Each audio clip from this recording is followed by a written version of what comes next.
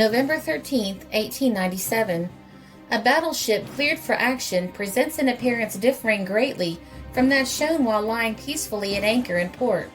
Stanchions, davits, everything movable not specially designed for fighting purposes, disappear from the decks and sides. Brass-barred skylights to lower decks and cabins, rails and supports about the openings leading below, give way to steel battle hatches. Hoses coupled up to the fire pumps and laid along the deck. Circular openings to the ammunition passages yawn, trails to the feet of the unwary. And everything that might interfere with the sweep of the guns or the freedom of movement of the crew vanishes from sight as completely as if it had never existed. The stenciled word overboard on chest on the deck, chest containing anything flammable, as paint, alcohol, or oil, indicates that in the presence of the enemy they would disappear over the side of the ship into the sea, while the boats are hoisted from their rest on the superstructure and lowered to be towed astern, perhaps even to be cast adrift, to avoid injury to life and limb from flying splinters under the enemy's fire. The shock and noise of action as the ship comes on the firing line is something beyond description. Take ships like Iowa and Indiana, for instance, where a single discharge from bow to quarter of the principal batteries give a weight of fire of 4,499 and 5,600 pounds respectively, and the tremendous shock of the explosion may be dimly imagined by one who has not experienced it. Still more trying to the nervous senses are the sharp thudding reports of the rapid fire guns, vomiting forth their deadly missiles at the rate of 4 or 5 shots every minute.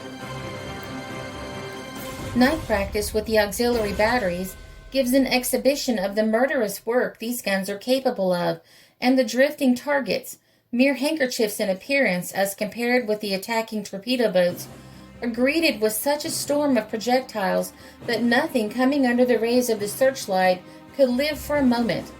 Only by the simultaneous rush of a number of those small but terrible engines of marine warfare, torpedo boats, could there be much chance of inflicting injury to the larger ships. By luck or through superior skill, one might get in and successfully explode its torpedo against the side of its huge enemy, but the attack would be much of the nature of the charge of a forlorn hope of bygone times into a breach in the wall of a hostile fortress. But eggs are broken when omelets are made, and war, on shore or at sea, is a hazardous game, and the loss of half a score of torpedo boats would count for less than the destruction of an enemy's battleship. Cavalry acts against cavalry in war on land. Torpedo boats are, to a certain extent, the cavalry of the sea. Torpedo boat destroyers, torpedo boats of larger size and superior speed, form valuable adjuncts to a fleet of warships, cruising as scouts and vedettes and guarding by their vigilance the lines of approach to the main body of the squadron. In the absence of such craft, as in the absence of cavalry with an army, the fleet is seriously handicapped, and the chances of loss of some of its number through the enemy's torpedoes are much greater, in spite of searchlights and rapid-fire ordnance. At present, our entire force of torpedo craft consists of 4 boats in service and 1 torpedo boat destroyer, and 14 torpedo boats in the hands of the builders.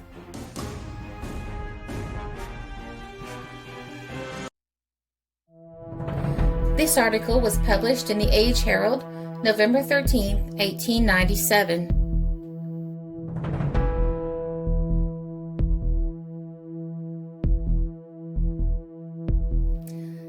This is a Country Road production because history is fascinating.